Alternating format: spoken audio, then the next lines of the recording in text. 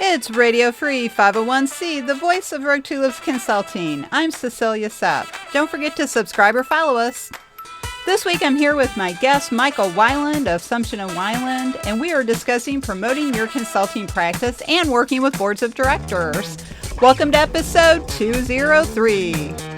Hey everybody, it's Monday, July 17th, and that means it's time for another episode of Radio Free 501c, the voice of Rogue Tulips Consulting. I'm your host, Cecilia Sepp. I am a certified association executive and a certified nonprofit professional, in addition to being the founder of this wonderful consulting company. And I'm very excited today to welcome first-time guest and longtime colleague and friend, Michael Wyland from Sumption Wyland. And we're going to be talking about something that is near and dear to my heart and many of my consulting colleagues' heart, which is promoting your consulting practice, because that's a very important part of doing the work of being a consultant in this profession. But before we jump into the topic, Michael, welcome to the show. And would you like to say hello and tell our audience a little bit about yourself? Well, thank you, Cecilia. I'm very pleased to be here. Appreciate the opportunity. And just very briefly, I'm a consultant, have been for 32 years. Sumption Wyland has worked in the nonprofit consulting area in several capacities, but primarily in nonprofit governance, executive coaching, and strategic planning with an emphasis on hospitals. So that's, and we can talk a little bit later about what happens when you choose a subspecialty to promote. But though, that's essentially what we do, and our clientele are almost exclusively in the upper Midwest and the Great Plains region, because that's where we're located. That is fascinating, because I never think of hospitals as being in the nonprofit area. Now, you may work with some private hospitals, but I worked in a hospital in college, and I have a couple of friends who work in a major Midwest healthcare system right now. Okay. And I know our international audience will enjoy this topic as well. So to our international audience, good morning, good afternoon, or good evening, wherever you may happen to be.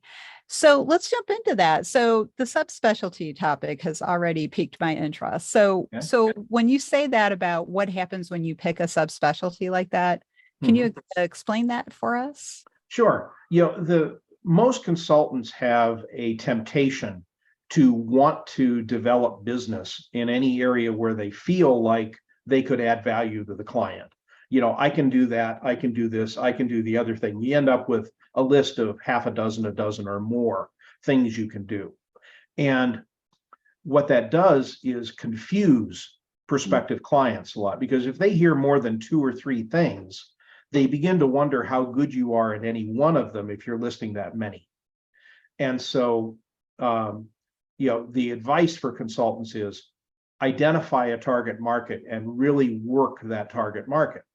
So, for example, strategic planning, we've done strategic planning for a lot of organizations, but we really like doing it for hospitals, nonprofit hospitals, mainly smaller hospitals, but we like doing it for hospitals.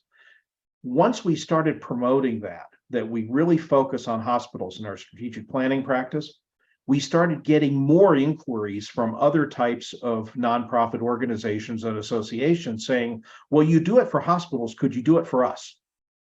Oh, whoever us might be. And so it really buttressed the idea of saying, go narrow and deep, and don't be afraid of shutting off other potential opportunities, because people will present themselves to say, you do it for this submarket, can you do it for another submarket that I happen to represent or be a part of? It's interesting. So it's almost like the exclusivity of it attracts people, like, oh, yes. That's very interesting, because I do know that it's very difficult if you are a solopreneur like myself. I think a lot of people might consider me a generalist. I have really been trying to focus on content development, executive management, and speaking gigs. I do strategic planning too, but you and I know this is I'm going to say it, it's the truth.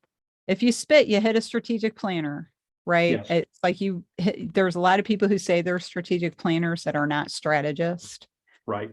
They're facilitators. So that's a whole other episode. Save the angry postcards, Yes. people. That's for another show. I have one of those who's a friend of mine, Oh, and we go back and forth on the fact that, what you do really isn't strategic planning, it's doing half-day facilitations, and I accept the fact that we do very different things. Yeah.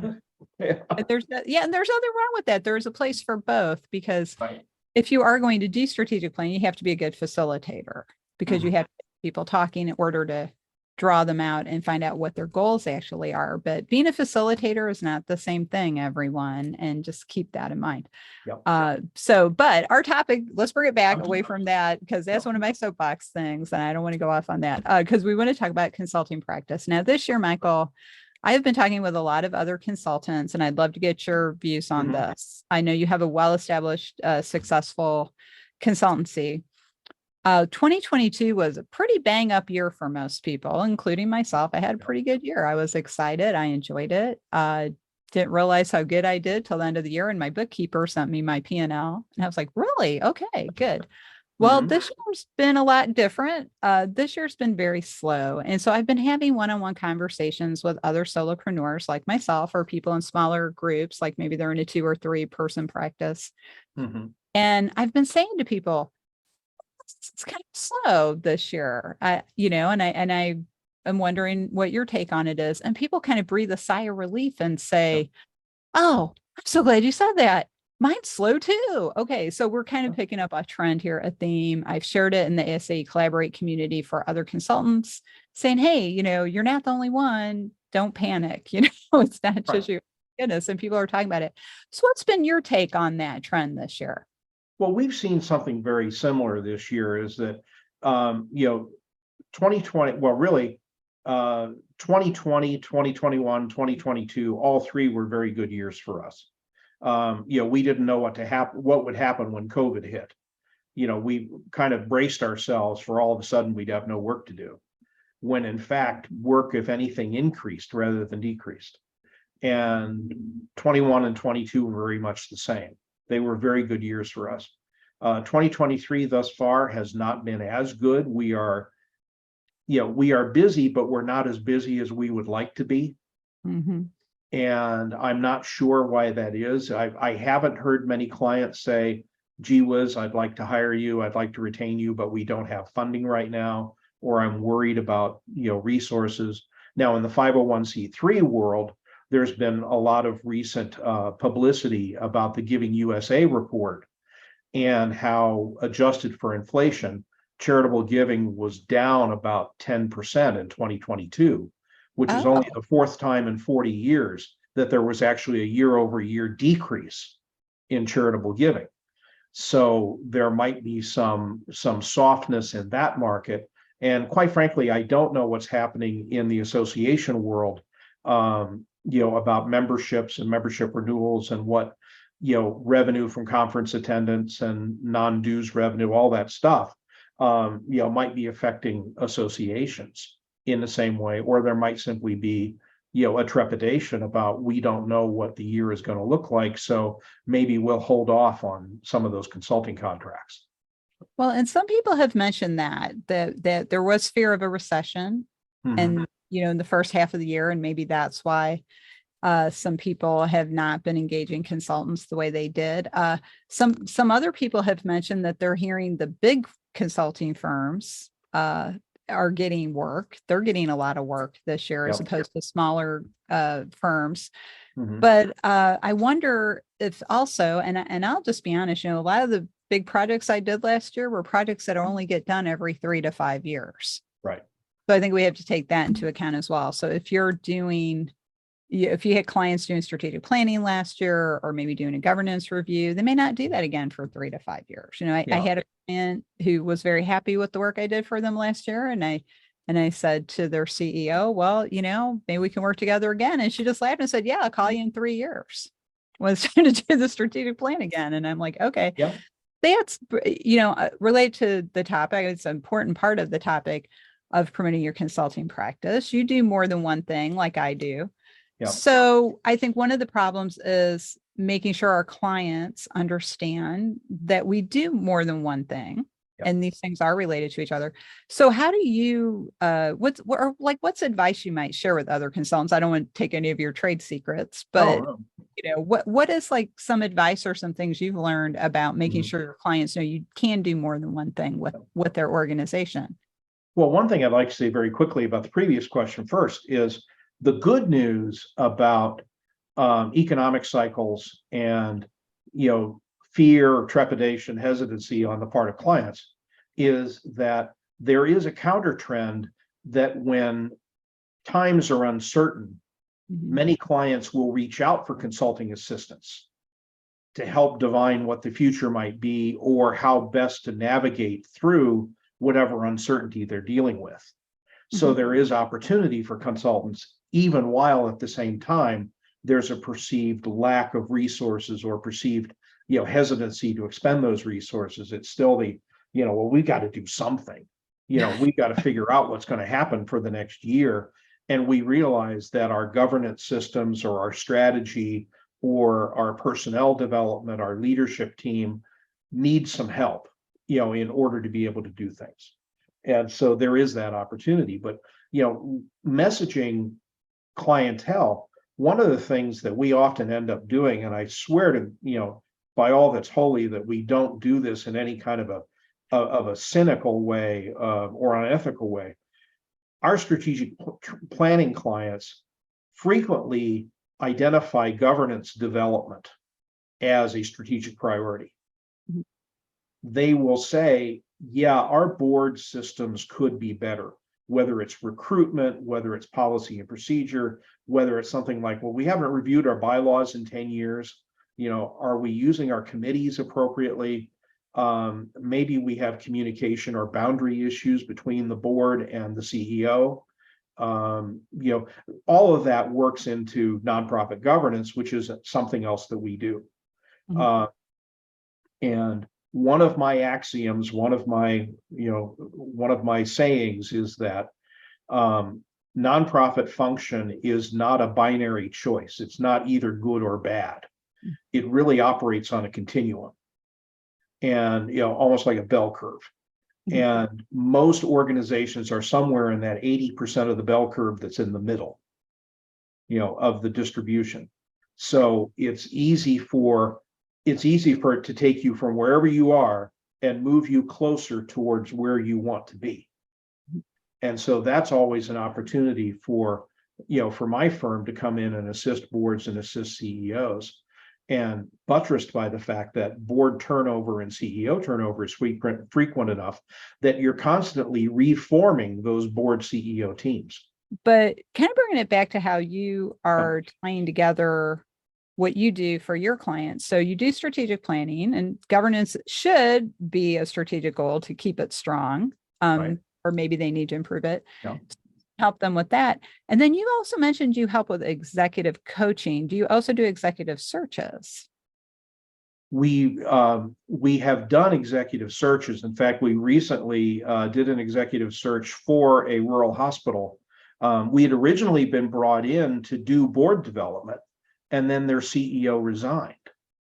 And so the board came to us and said, would you help us find a new CEO? Well, we don't advertise ourselves as being search executives or search consultants, but we've done that before for hospitals and other nonprofits. And my partner is nationally certified in HR. She's an SPHR or SHRM SCM.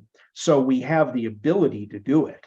And so we went ahead and did it. We do about one every 18 months or so. But we really do executive coaching. And again, my partner, who's also my wife, is the one, in addition to her HR certification, she's also a licensed professional counselor. And so, she has a master's degree and did a $2,000 internship and passed an exam and maintains, state licensure as a counselor. And so the combination of HR and counseling gives her, the ability to work with executives or aspiring executives, on their careers and on problems that come up in their, leadership roles. So we definitely do that. And there are times, talking about leveraging work, where we'll work with a board of directors and they'll say, well, our exec might need some help, with coaching, or one of the board members might say, do you do executive coaching for people other than nonprofit CEOs? Because I've watched you and I'm a board member here, but I have a local business, whether it's insurance or banking or whatever. And I feel like I could benefit from having some conversations with you about the challenges I face in my business and working with my colleagues. And we say, okay, yes, and we can do, and Margaret especially can do that. And so yes, it's a way of leveraging work, but it's a natural extension for us because of her education background and her experiential background. And I just want to mention, I laughed a little bit when you said your wife was also a counselor, because I'm thinking about all the times we have been at board meetings that feel like therapy sessions. Yes. More than a board meeting. Yeah. So that's why I was laughing, like, that is just perfect. Well, I want to digress on that just a second here, because my father was a Washington, D.C. attorney who ended up being the number 2 executive with the American Automobile Association in the early 90s. And it was a time of great stress for AAA and its board. The board was split over who the CEO should be. Half the board thought it should have been my father. The other half of the board, including the board chair, had chosen someone else. And my father used to tell me about getting phone calls late in the evening from board members in tears about how stressed they were about what was going on in the organization and the interpersonal clashes that were happening in the boardroom and so forth. And at the time, I wasn't doing what I'm doing now. I was writing grant applications, for state government, but I was still learning those lessons. And I said, okay, it's really about the people. And, that's one thing in our practice that we always try to emphasize is that, particularly in our nonprofit governance practice, is saying it's not just about having good bylaws and good policies and procedures and a committee structure, and a recruiting process for leadership turnover. It's about dealing with interpersonal communication and boundaries. It's about dealing with the human beings that are sitting in that room, sitting in those seats, and how they deal with each other. That's the other side of the coin that's every bit as important as all of the regulatory stuff, all of the framework, that everyone thinks of when they think about, oh, wow, boy, all those dry forms and stuff, gee, that's awful. Say, well, no, you got to talk about people. We joke, about the fact that if it weren't for communication and boundaries, we'd have to go out and get real jobs. Because every client interaction we've ever had at some point has involved communication, miscues and boundary disputes. That's right. Well, and I'm glad you digressed on that. I want to say I just really hold in such high regard anyone who volunteers as a board member of any type of nonprofit, whether it's a professional society, a foundation, a charity, or a trade association, because you're doing it because you think it's important. And whether you're doing it because you're doing it for your personal professional development or you're doing it to help your profession, those are equally good reasons. Yep. And I see so many people tear themselves up or tie themselves in knots about these things. They become so emotionally invested in it. Yep. And it's really supposed to be a good experience. It's supposed to be a way for you to expand your knowledge, make new connections, use your skills and experience in a different way, and see how they apply across things. So I encourage anyone out there who's currently a board member or who wants to be a board member, keep in mind, you're also supposed to be having a good experience. You don't have to fight with each other. You don't have to bully each other. You don't have to get in fights over territory. And it's really about the organization. It's not about the people on the board. It's you don't have to put up with unethical or illegal conduct. Yes. By the organization or other leaders within the organization, because passion for mission is critical, but it's not the same as passion for the organization. That's right. And what probably brought you to the board was more likely to be passion for mission than passion for the organization itself.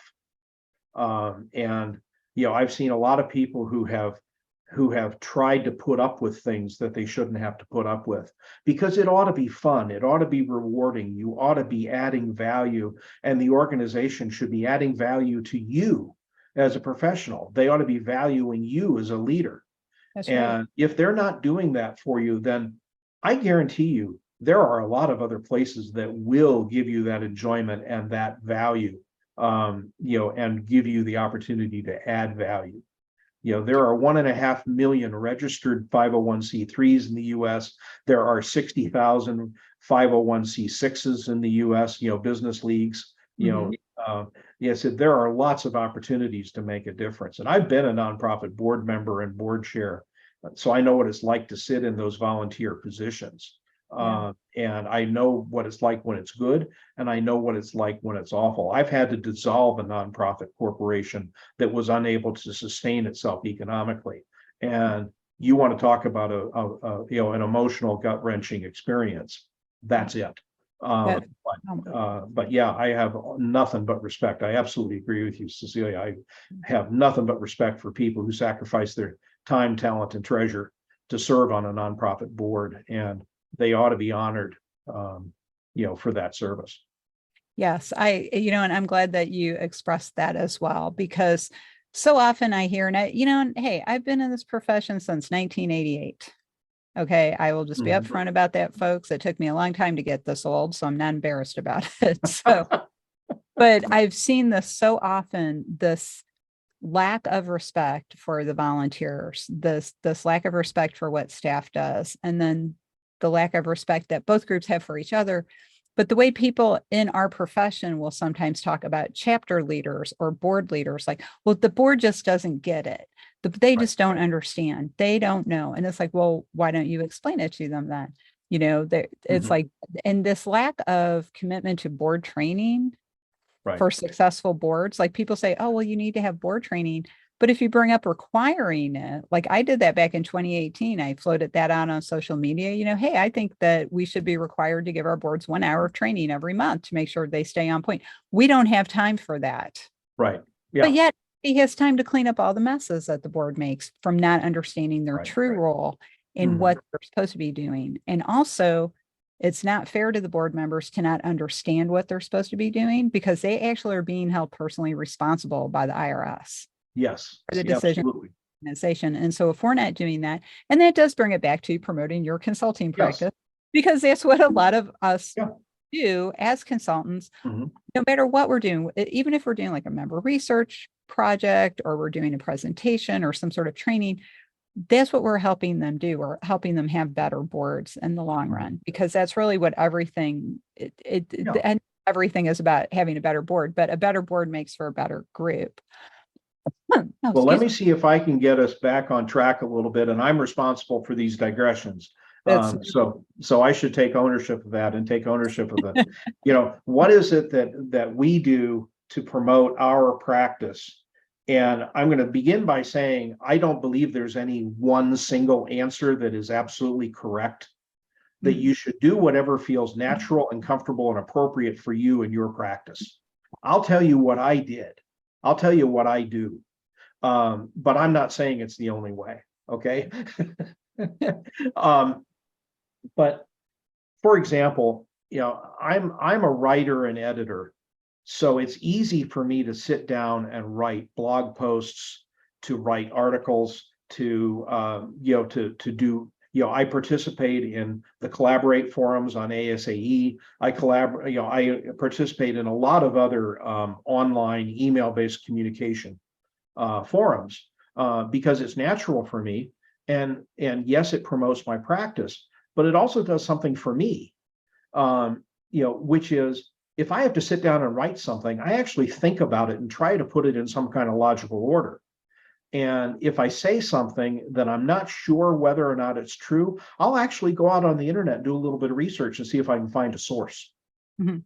And so it makes me more knowledgeable, it makes me more focused in what I do. So there's a benefit for me and a benefit for, to me, for getting out to the public.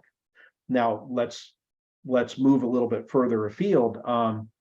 I wrote a blog for my website a number of years ago talking about Jerry Sandusky and the second mile.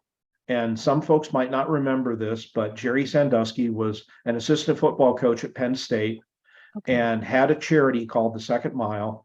And ultimately, the scandal grew into a big thing that ended up taking down Joe Paterno. Hey, all right. Okay. Well, Jerry Sandusky had a charity that worked with young children, mainly boys, called the Second Mile. And I wrote a blog post called Leadership Lessons from the Second Mile, because I had taken a look at their bylaws and I'd taken a look at their 990s, a couple of things. I said, I'm going to write a blog post about the things that I think are questionable about how the Second Mile runs itself. Now, this has nothing to do with the kids. It has nothing to do with the abuse or the criminal charges. And it's not because I didn't care about that. It's not because I wanted to ignore it. I said, this is a different topic, but it's related in a way. What happens when things go wrong? And so I wrote this blog post. Well, it came to the attention of the Nonprofit Quarterly, which is a publication out of Boston. It's been around for 30 years. I ended up becoming a writer for Nonprofit Quarterly and ultimately consulting editor for Nonprofit Quarterly. So I ended up writing over 400 articles for Nonprofit Quarterly, and I edited several thousand more, and got a lot of notoriety, in the nonprofit space, kind of the pracademic space, by virtue of having my name associated with that many articles. Mm-hmm. The other thing that happened as a result of that Leadership Lessons in the Second Mile, the Jerry Sandusky scandal thing, was an Associated Press reporter found it, called me and did an interview with me. And so what happened was that AP reporter wrote a story and quoted me extensively in that story. That story was picked up by more than 100 media outlets. And so I was in the Washington Post, and I was in the New York Times, and I was in the Wall Street Journal, and I was on all of these, regional and local newspapers, and I had showed up on radio, because, a lot of radio stations have AP news feeds. All of a sudden, I got all this notoriety because I sat down and wrote a blog post one afternoon. So, so it kind of built on itself. And other reporters would find my work in other places and call and ask for my opinion or my viewpoint on stories. And so I would do that. It wasn't something where I was going out and hounding reporters and saying, you got to listen to me because I know what I'm talking about. Now, I did that very occasionally, particularly with my local reporters. Something would happen involving a nonprofit organization in my community or in my region. And I would call the reporter and I would say, have you looked at this angle of the story? If you're not familiar with nonprofits, you might want to look at this angle of the story. And they said, oh, yeah, well, that sounds interesting. Could you come in for an interview? Or could we come to your office and interview you? And I said, of course. Well, the benefit of that is not because I expected to get clients directly out of all of that exposure. You don't sit in front of a camera and say, please hire me. That's just not how it works. Right. But what happens is you build your credibility, you build your body of work because a third party has identified you as a subject matter expert. And so when you can meet with a client or a prospective client or stand up in front of an association, workshop or association plenary session, you can say, you don't have to believe me, in effect, saying I'm a nice person and I know what I'm talking about. I can refer you to, my media file. You can take a look at when they interviewed me on local TV or when, I was quoted in USA Today, on this topic. And, all of a sudden you've got all of these media outlets in effect endorsing your expert status, endorsing your credibility. And so your clients and prospective clients are thinking, well, they must know what they're talking about because other people listen to them. Well, and did you find that you had a boost in clients after that started to go viral, basically? I can't say that we had a real boost in clients, as in all of a sudden our book of work just went through the roof. But what I can say is that it was a lot easier to get over some initial hesitancy. either by the client representative, him or herself, or other people, say like board members who maybe hadn't met with Margaret or met with me, and they'll say, well, gee, do they really know what they're talking about? And say, well, hey, they've written all this stuff, and here's where it's been published. And oh, well, they must know what they're talking about. Yeah. So it helped with that aspect of it. It's analogous to my partner, Margaret Sumption, is much more adept at speaking to audiences and inspiring people. We joke around the office that she inspires people and I read them the rules, with the result that people love her and they respect me. But she is great at association meetings and other audiences where she speaks. And it's kind of getting that familiarity. It's a different way of generating the familiarity, but it's another way of putting your name in front of someone and giving yourself some credibility, in front of an audience. And and we use both, continue to use both methods, to develop our clientele and our fill our pipeline, so to speak. You always want to be working on the business while you're working the business. Otherwise you run out of clients, and that's a really bad time to start looking for clients. But right.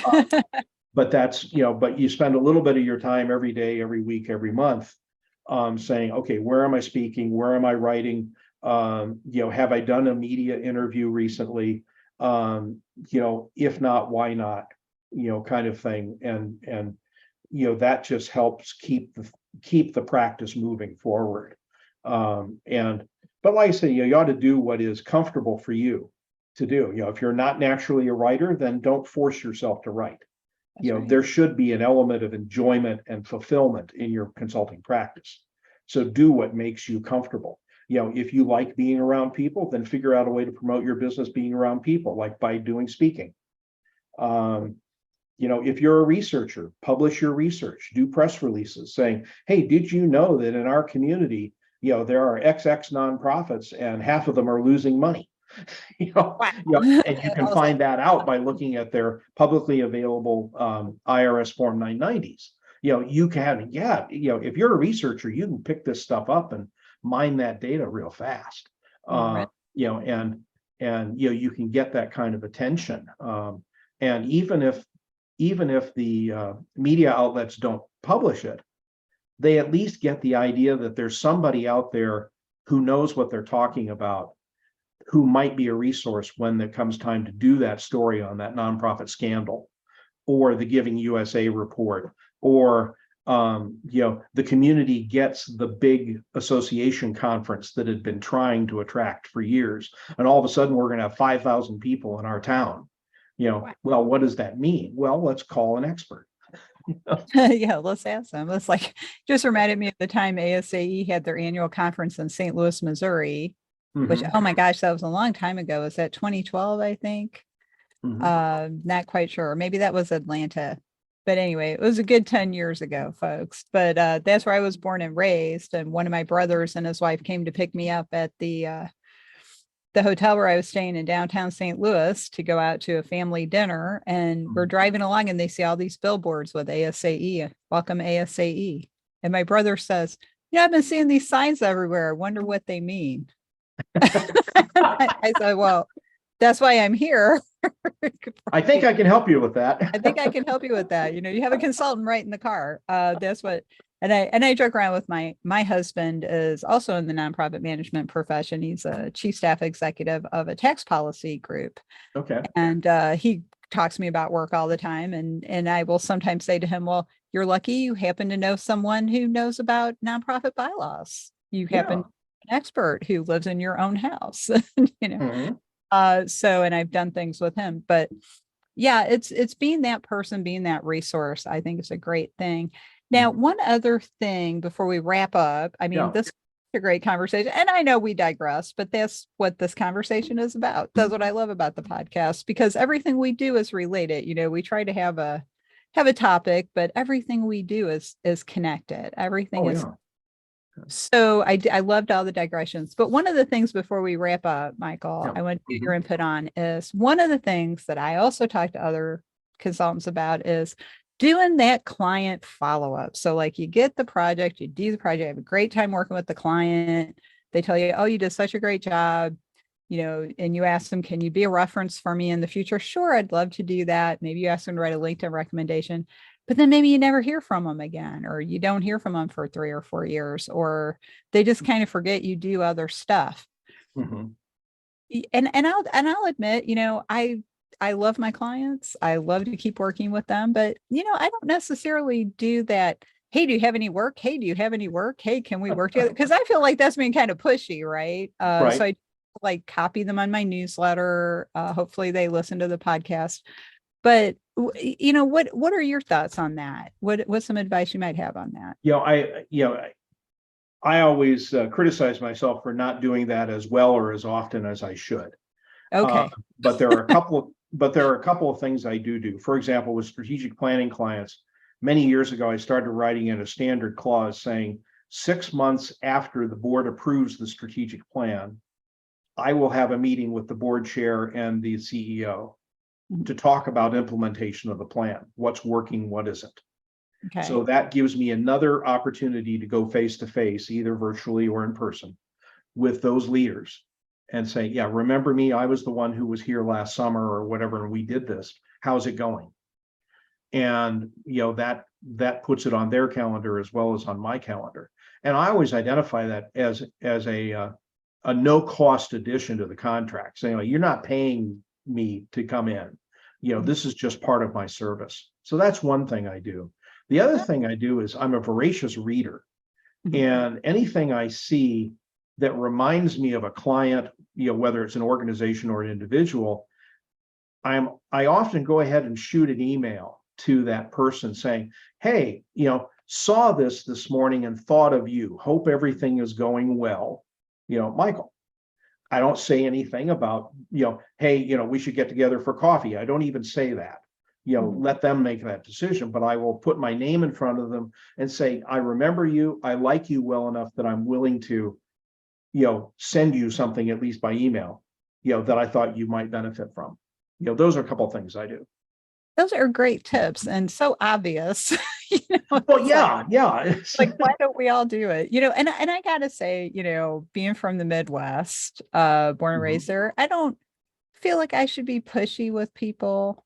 Right. I feel like they know I'm here, they know where to find me, and I will occasionally do that. But what you said, like, oh, here's an article I thought you might like, or hey, I saw you posted something on LinkedIn, congratulations, Right. something like that. But I don't have a well thought out client outreach plan. And I've been thinking about one off and on. Mhm. Another consultant who writes into the agreement, not that they're going to have an additional service, but that the client is required to write them a recommendation. Yeah. And And I've heard of that too. Yeah. And yeah, I always say, if you're going to do that, you should give the client a cheat sheet to help them put together that reference. Okay.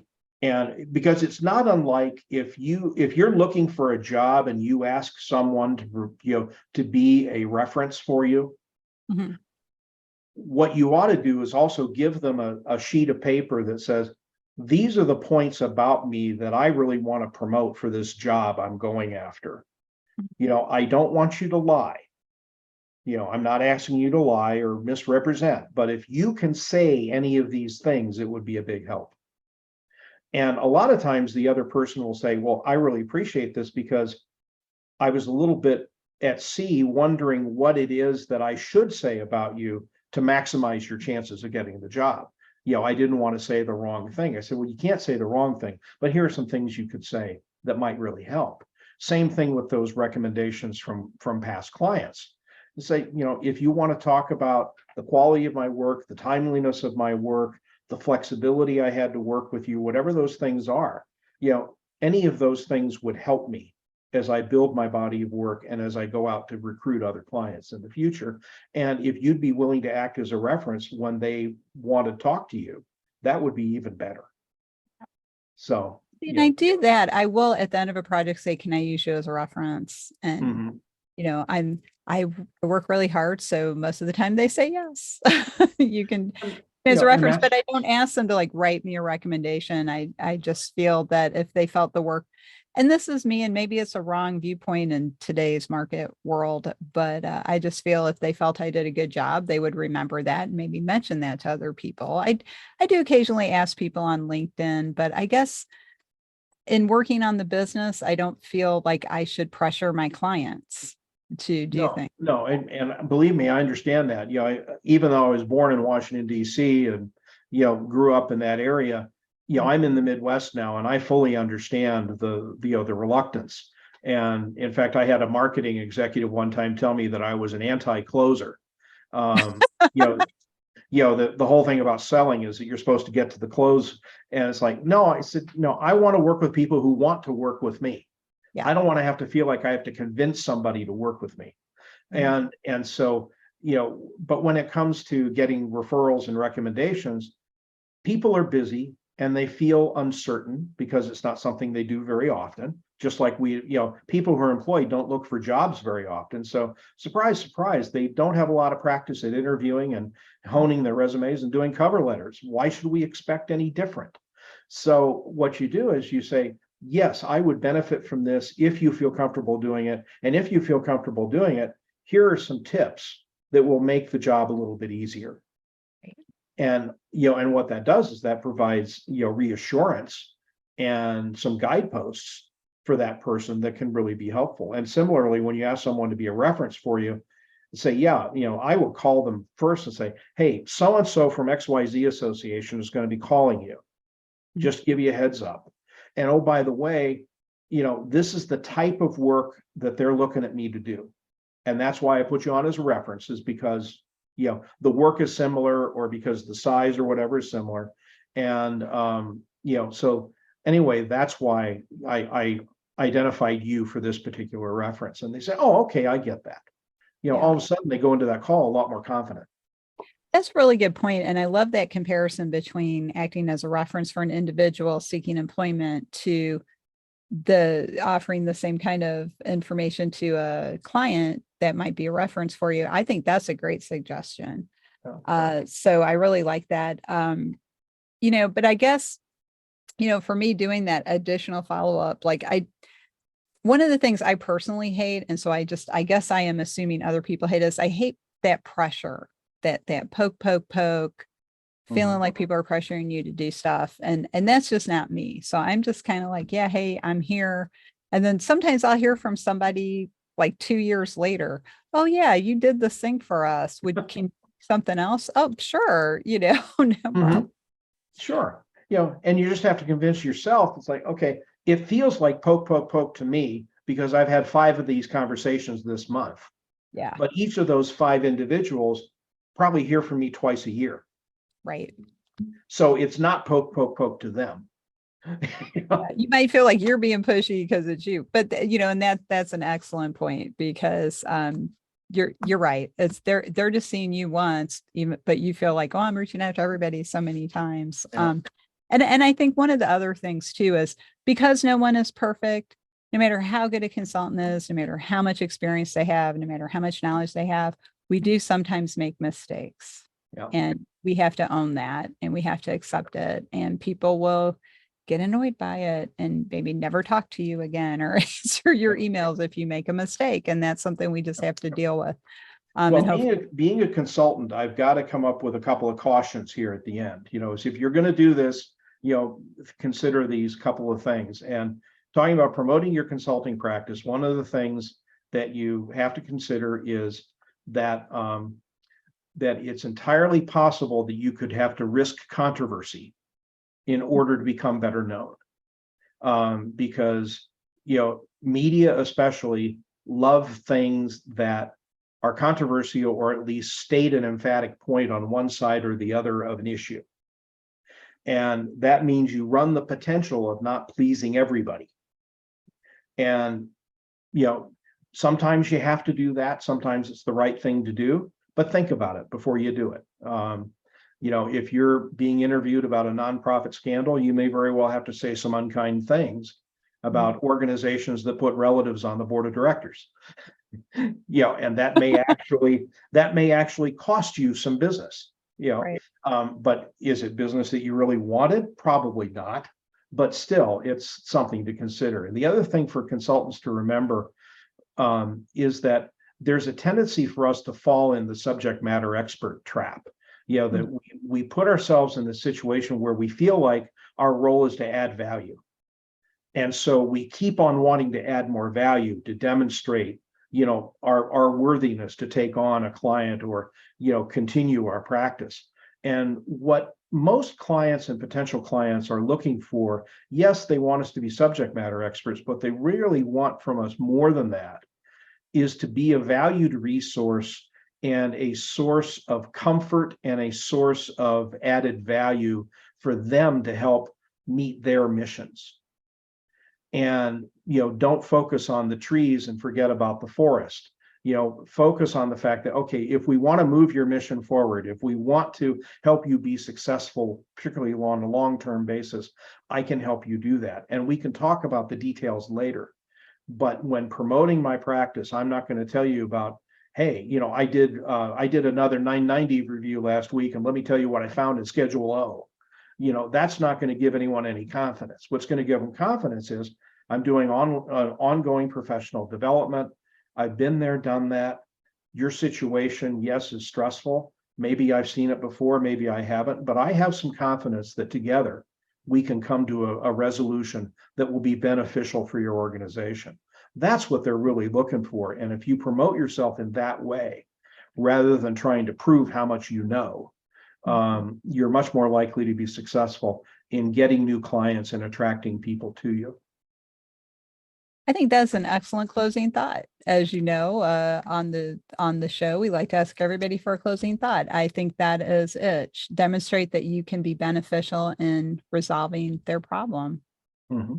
I love that. That's great. So, Michael, it's just been a great conversation. And I loved our digressions because again, they did relate, because a lot of what consultants do is work directly with boards of directors. So talking about that environment is important.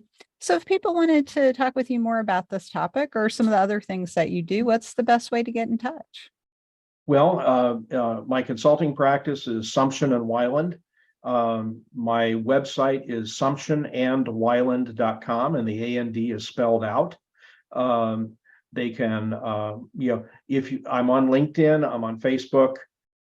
You can find me through the socials. If you Google my full name, Michael Wyland, you will find me pretty quickly. I think I'm the only nonprofit practitioner with that name. So there are a number of ways that you can find me. And by the way, if you Google me, you're going to find a lot of articles, either where I've been quoted or articles I've written. So that'll give you a bit of an idea about me and what I do and how I do it. Oh, excellent. I was going to say, you did mention that you have been widely quoted and cited. So that's excellent.